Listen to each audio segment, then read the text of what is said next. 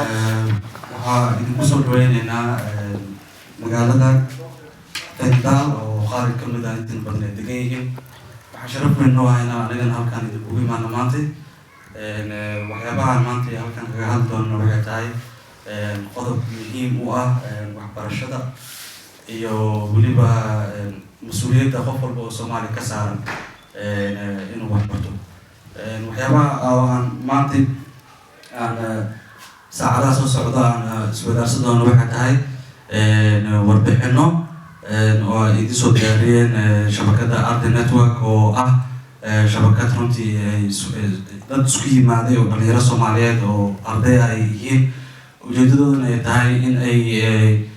ay horumariyaan ama ay suurageliyaan in ay la arko dad fara badan oo Soomaali ah oo ay markaas suura gasho in tirada dadka Soomaalida ah ay wax barta ay waddankan ay korto. programkan wuxuu bilowday sanadkan gudihiisa.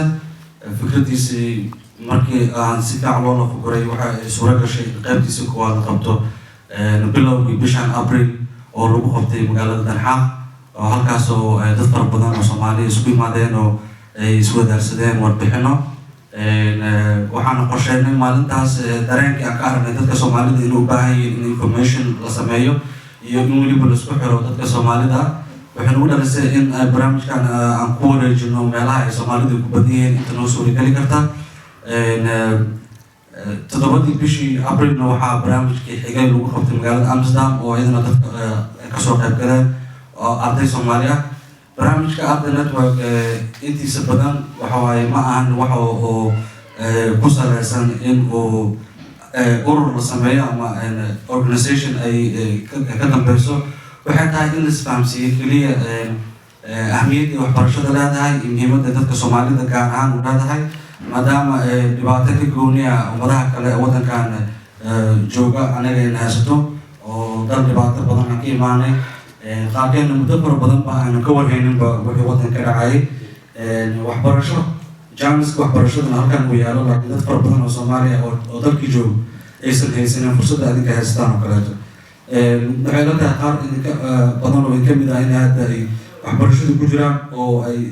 ka faa'iidaysanayaan fursadda. arrintaasna waxay tahay mid lagu farxo. midda labaad waxaa muhiim ah in la muujiyo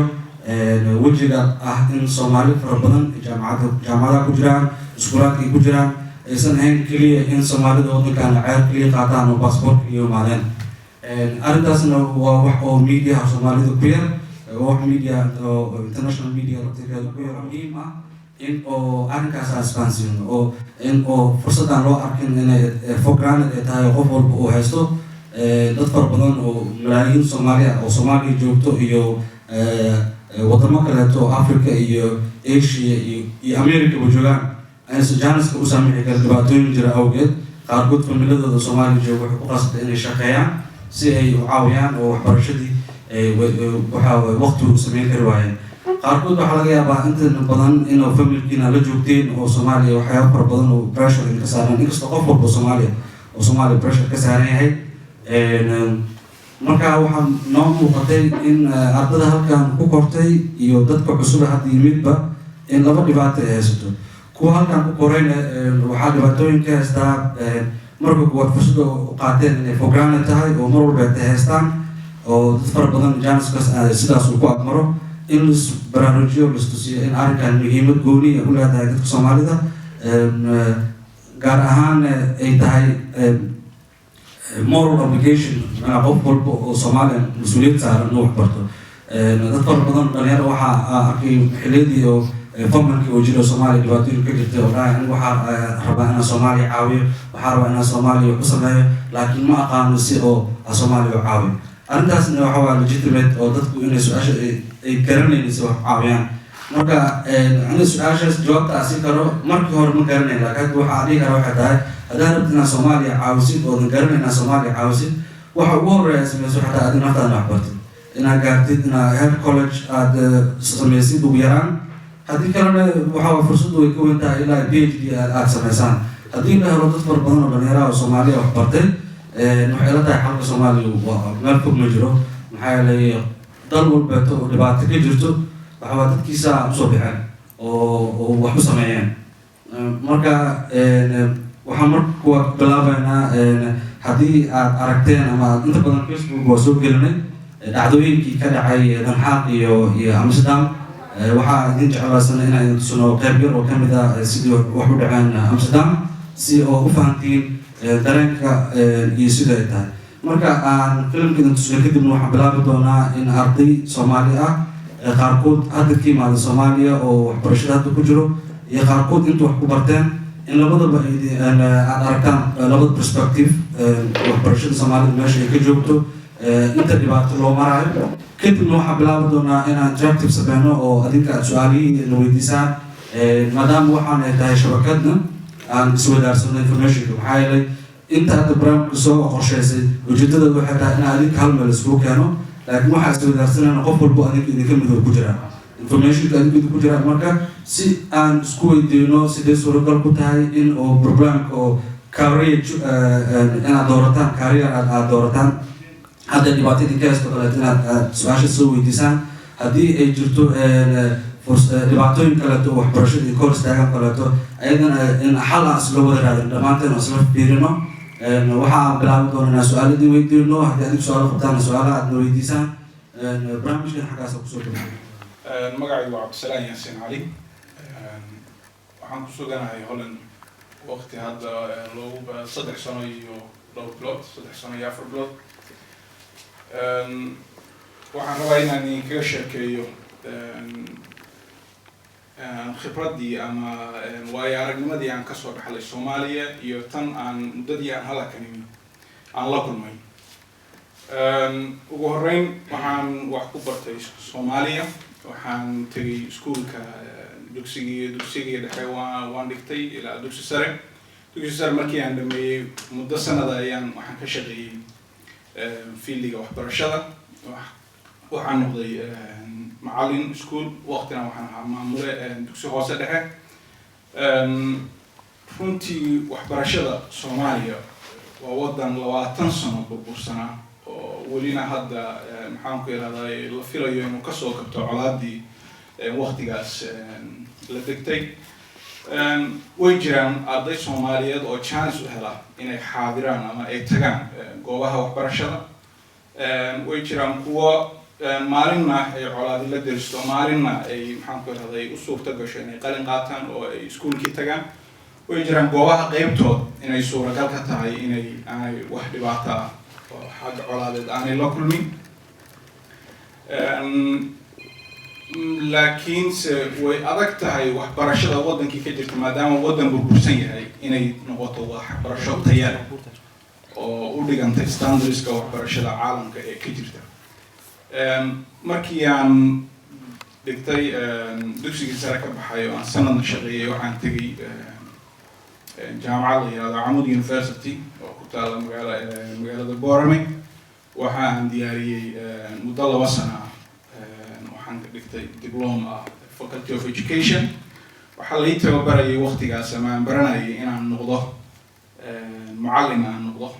ka shaqeeya dugsiyada sare ka shaqeeya fanka ama wax ku baranaya ama dhaqaalaha aan wax ku baranayay scholarship waxa waqtiga aan dhiganayay meeshaas waxa bixinayay EU ama wadankan uu ka mid yahay hadda inuu joogno maanta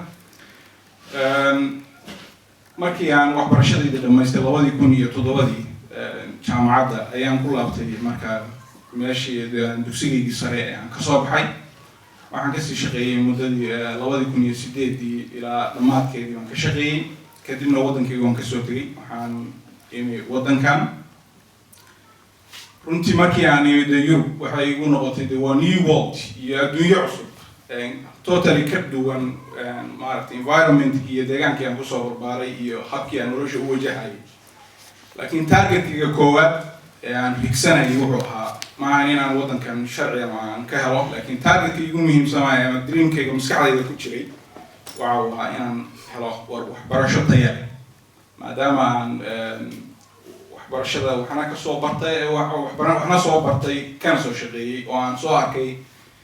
Soomaali badan oo da'yara oo u baahan inay wax bartaan laakiin aan haysan maanta agabka adduunku intiina badan ee hadda wax ku barateen ama qalabkan ama waxbarashadan casriga ah ee barateen aan haysan qaabkay wax u bartaan ay tahay qaab aad iyo aad runtii u adag ayaan ka soo shaqeeyay oo aan anigu noqday bare aan noqday markii aan halkan imi Soomaalidii aan halka loo imi informationkii aan weydiiyay wuxuu ahaa suuragal ma tahay haddii aan waddankan hadda qaxootinimo weydiistay inaan wax baran xagee wax laga bartaa iyo maxaa la bartaa amana dadka meeshan jooga maanta wada jooga fursadda xagee wax laga bartaa ma rabaan yani مثالنا وما نقنعيان كوي information لسينا يعني مثال وما نقنعيان لكن وحي مثال ونقنعيان محال برتا يعني study course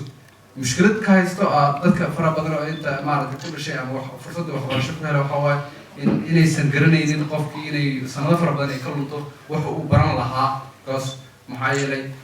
ربيتان قفك أوديسا يو جانس كمستقبل كوحن أو برتين شغله كهيلي كرائي وحواس مركو حيرا حواس إلا دسو ما عرفت سي dadkiina markaad maanta masterka wada haysto waxay xisaab wada yihiin inay dadka qaybta labaad ah inay sheegaan sababihii ku doorteen waxay barteen iyo waxaabaha ay keenay halka ugu dheeraaday marka waxaan qabaa sida hadda annaga aan ugu soo carnay dadkan networkan in la sii ballaariyo waalidka inta badan waxay u doortaan studio course ilmaha waxay dhahaan waxaa rabaa dhakhtar noqotid ama waxaa rabaa noqotid engineer ama waxaa rabaa noqotid waxay baran lahaayeen ayaga u doorta arrinkaas wax oo wanaagsan miyaa inay waalidku sameeyaan ilaa intee ayay noqon kartaa successful oo arrintaas ay ku guuleysan karaan waalidka ardayga asaga la siiyo choice-ka wuxuu dooranayo iyo ina waalidka ay u dooraan keebaa horta anigu wax kama qabo in waalidka ilmahooda la taliyaan ama yidhaahdaan waa inaad isku dayid fitarka noqotid ama looyarka noqotid ama waxaan ku dhahaa nin jaamacad inaad geshid aan rabaa waalidka ma malaynaya laakiin ilmaha heer bar wuxuu gaarayaa qaangaaro 18 ama 20 ama ka weyn inuu noqdo oo asaga ay noqoto maadooyinka intuu ku fiican yahay intuu si fiican u aqoonin inuu iska celin karin uu kala garan karo choice-kaas markaas ilmaha asigaas kale say tahay anigu waxaan aaminsanahay in ardayga isaga uu doorto waxa uu baranayo ma aha in waalidku uu doorto waalidku uu jecel yahay waalidka sidiis ku jiro wax barto laakiin haddii waalidka la weydiin laho ilmaha wuxuu baranayaa waxay leedahay hooya doctor baro hooyo waxaa bartaa maxaad bas engineer petrol engineer baro laakiin ilmihii awoodiisa ma leeyahay waa difficulty ilmaha wuxuu ku fiican yahay basta hooyo haddii tirahdo basta hooyo accountant bar haddii tirahdo ilmihiina uu xisaabta inuu ku fiicnayn sibtin problem halka kala kulmay marka ka liijabaya marka waxaan leeyahay horta waxbarashada lagu daayaa laakiin ilmaha waa in loo daayaa wuxuu ku fiican yahay inuu barto waa mahadsantiin waxaan ay boosida ila tahay waalidku waa inuu waxbarashada ciyaarkiisa inuu ilaaliyo wey hadduu rabo inuu injineer ama doctor ka dhigo maxay dhahdaa wax khalad inuu arko maaha sababtoo maxay dhahdaa hadduu maxay dhahdaa xisaabta garanin xitaa waa in laga caawin karo bylas hadda meeshan aan joogno maxay dhahdaa weekendkiisa bylas ka dhaca ma aha maxay dhahdaa iyo maxay dhahdaa Somaliland كده سؤال يمكن لا تهوه في زلط إني دايك عليه محير على يا من MBOs دي أو تأخذ يمكن تقولوا ده Somali هذا معي محير هذا ماشي أو حرشات كاميرا إن statistics نيجا مشي ياس لا تهوه لأني دايك ما زديني كنت كنا ليه أنا ما تقولي جالس إن المنة هاي ما زدي بقى كنت كنا ليه إن خير discipline هبة وبخير help هبة وبخير strain هبة دي سالمية هاي سو حيوانات اللي فيه والوالد البوس يسوح برشلونة عاد لكن اللي على مع والد القراءة عربية وحيوانات سمية. waad mahadsantihiin intaan dhalinyara ma arkin muddo 12 sano ayaan joogay intaan walaalahay isu timid hadlaysta mustaqbalka Soomaaliya kan Soomaaliya joogan halka jooga horta aad iyo aad baan ugu mahadcelinayaa aniga dadkan markaan ka soo galayay 65 sano jiray laakiin hadda 28 sano jira waayo وانا اسكت ولا سنه حسابته انت انا dhalinyarada isu kooban oo dantooda ka hadlaysa oo mustaqbalkooda ka hadlaya weli ma ah inta hor joogo horta aad iyo aad baan ku mahadcelinayaa waxaan ilaahay ka baryaa marka ugu dambeysana halkan iyo ka gudubtiin waxbarashada adduunyada halkiisa dowladda carabta waxaa dhulka dhiga waxa way shabaab idinkoo kala dadkii dictatoriga iyo balaayadii oo dhan inaa halkaas gaarteen ilaahay kaga baryeen subxaanahu wa tacaala wax yar ayaan ku darsanayaa ولادكاس دليل تاع الصومالي كي بودا بيبليسي بيسمع عبد السلام والله أهين وناكسن أيوك الرواجي أهين الرواجي وحيات ضدك أوسو جلي وجامعات الصومال وصوبحي أما عرفت وصوبحي مكوار كيمانو أرداسي وكالو كل بوريستي أو ياشين كل بوريستان معي واللي حديني شجركا كي أصوريستي نحو كيرو وناشان يسولي بي اسكا الان سبب خطر الجلسة والله عبد السلام عليك كريمان انا قاعد هذا اللي احنا ليش سنه وجرنا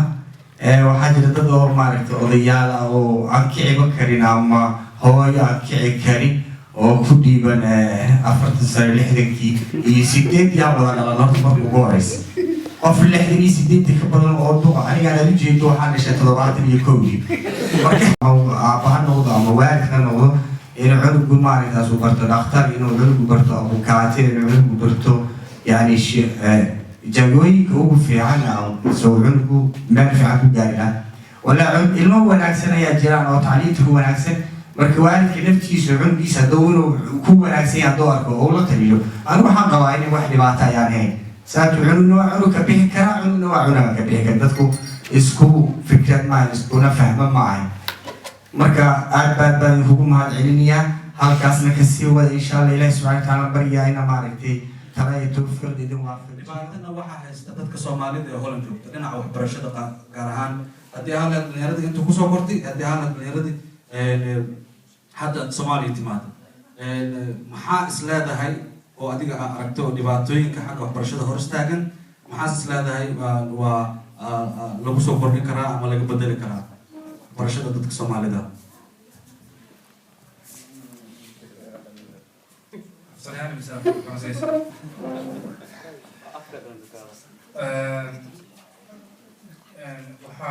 waxbarashada horta Soomaalida waxa loo taayeen waxyaabo badan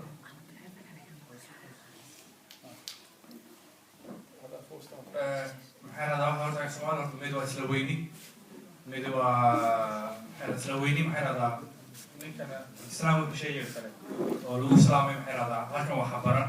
midna talabaadna waxa Soomaalida mid baa xoran ay ku galsay dabaraacay markaas taas waa mid talabaadna waxa weeyaan ay hay isku xirnaan ma jirto markaas arday network oo I think oo raka xidhan jiraan oo ku saabsan waxbarashada dhalinyarada ama waxbarashada guud ahaan inay aad muhiim u tahay sababtoo dhowr jeer waa la sameeyay maxamed abu gamanaya maxamed abdi halka fadhiya 10 years ago waa la sameeyay wax saan oo kala ah laakiin se dhalinyaradii sameeyay dadka si caawin kara lahaa sheekadooda dhex maraysan geesi u guureen ama maxay radaa way guursadeen ama dhinacooda ka dhaceen markaas hadda waxaa foundation fiican la sameeyay idinka inta waa baxaysaan kuwa soo socda ama soo tababaraysaan xitaa soo jiidanaysaan ayay xitaa inay booskaas sii hayaan dus door settings vermogen eenheid en dedication waa maasadahay waxa waa dhibaato jirto waaye arrinkan maadaama hadda arday network qorshaha ugu horeeya oo ku fikirna waxay tahay inaysan ahayn horta network cid gooni ay leedahay waxa waaye network maadaama ay shabakad tahay macnaheedu waxa waaye wixii qof kasta arday ah ama arday inuu noqdo rabo ama arday ahaan jiray waxa waaye waa la isku baahan yahay waa in information la iswadaarsado in motivation la siiyo oo dadka la motivate gareeyo iyo in dad fara badan waxaa jiro oo cusub oo raadinaya information meesha wax ka baran lahaayeen hay-adda caawin karto sida wax baran lahaayeen dhibaatooyinka hortaagan iyo weliba dadka dhibaatooyinka aa sheegta ah ay dadku dhahaya waxbarashaha sheeganin oo kaleeto dhibaatay kugu noqonaysaa inaan information la diyaariyo hadda maadaama aan joogno xilli oo internet era joogno Facebook iyo Twitter markaas connectionkaas waxaa rabaa connectionkaas in la xiriiriyo qol waa qooda cusub ee hadda fogta kutubaya cusub oo iyagu waxbarashadooda waato si tuka dhawaajiya hadeera ah yani sheeganin yani waxaa jira markaas qofka waxa ku kalifaya himiladan ah uu watay in waxbarto waxa ku kalifaya inuusan sheegan yani dhibta haysataa qofku baa sharciya ogtaada toddobaatan qof baa la celinayaa wuxuu ka fikirayaa inuu sharcigiisa sii wato dan waxay u baahan tahay saddexdaas wax in la kulmiyo oo connection loo sameeyo si looga baxo dhibta hadda ku taagan waxbarashada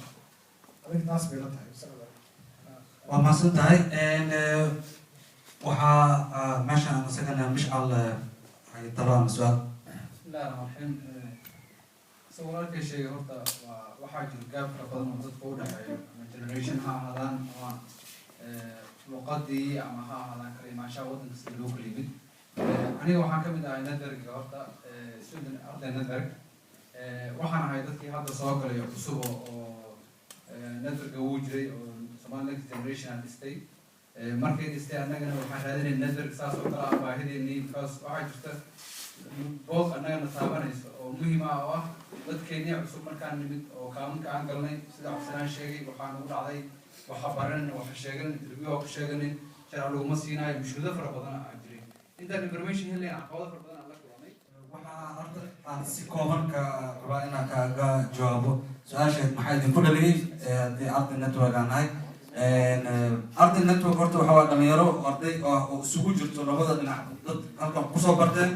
iyo dad cusub oo hadda imaaday fikraddiina waxay ka imaaday sida qof walba oo Soomaali u arki karo statistica marka la fiiriyo ardayda Soomaalida ah waxbarashada way ku liitaan markii qaxootiga waddankan qaxootiga dadka waddanka qaxootiga ku ala fiiriyana Soomaalida dadka ugu badan ay ku jiraan arrinkaasna waa isqaban weysay waxa kaleeto aragnay mushkiladda Soomaaliya ka jirta oo 20 sano oo dagaal ah aniga waxa kusoo galay Soomaaliya oo kusoo dhashay almost 20 sano ka mid nolosheedina dagaal ah waxaana xaqiiq ah oo noo muuqdo waxay tahay generationkii dhibka waday 20 sano way duqoomeen waxa waaye 20 sanona dhalinyaro cusub baa soo kacday dhibkan weli wuu taagan yahay waxaana marka lama horaan noqotay inay muhiim tahay dhibkaas dadka xallin kara inay tahay generation aniga shakhsiyan horta sidaas ila muuqataa dadka cusub anaga nagu faca ah halkaas inuu asagu ku yaalo haddii marka arrinkaas laga rabo inay sameeyaan waajibka saaran maxaa tahay generation aan aqoon lahayn aan waxbarasho haysanin dhibkaas inuu xallin kara meelaha in mas-uuliyadana saaran iyo waxa la sugaayo weyninkeed intay la eg tahay iyo statistica meesha uga jirno labadaas waxa waaye isma qabanayso macnaha waxa isku soo dhow maaha fikirkaas aan horta aan kusoo inaan movementigan aan ka mid noqdo oo u doortay waa waxaan aaminsanaa ilaa iyo xilligii caqliyeysanayay inay dadka dhalinyarada ah mas-uuliyadaas ay ayaga saaran tahay midda kaleeto ah in dadkan waa ku baraarugsannahay maadaama ay waddanka lagu nool yahay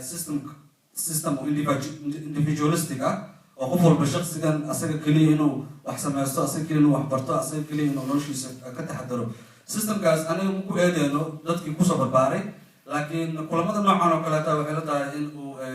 waxyaabahaas oo kaleeto bilow u tahay si loo baabi'in lahaa maxaa yeele anaga cultureka ka nimaano wuxuu ah mid collective haddana dhibaatadana haysto waxay noo haystaa si collective ah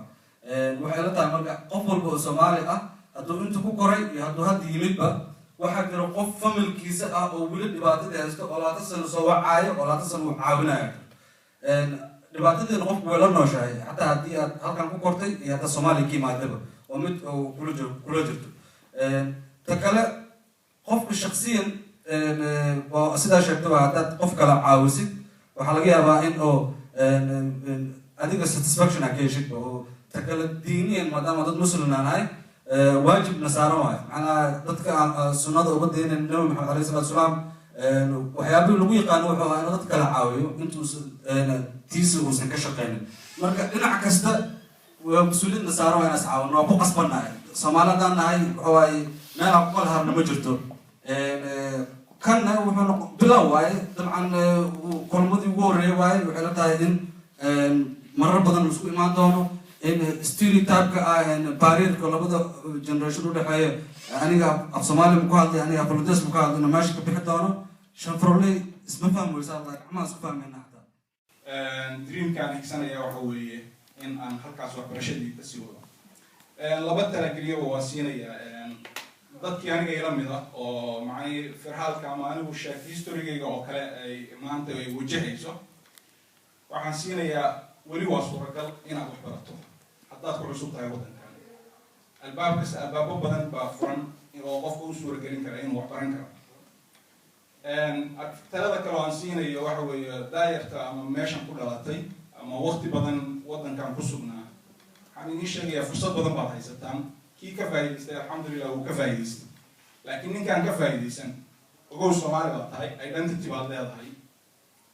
meeshan de waa waddankiini labaad sida dhalinyaradu ka dhawaajiyeen. yes waa degan tahay, waad ku nooshahay. ahmiyad badan baa kaa saaran inaad wax ku barato, laakiin Soomaali baad tahay. waddankaagiina Soomaalinimaduna waa kan maanta 20 sano iyo inta ka badan baa uu colaadii la degtay. marka sidii ay bahda student network ay ka dhawaajiyeen, mas-uuliyadda kaa saaran waxa weeye marka ugu horreysa haddaad rabto inaad Soomaaliya wax qabato inaad aduu naftaada aad wax barto, markaasaad Soomaaliya wax qaban kartaa. aad baan idinku salaamayaa maxaan ku leeyahay dhegeysigiina. asalaamu calaykum.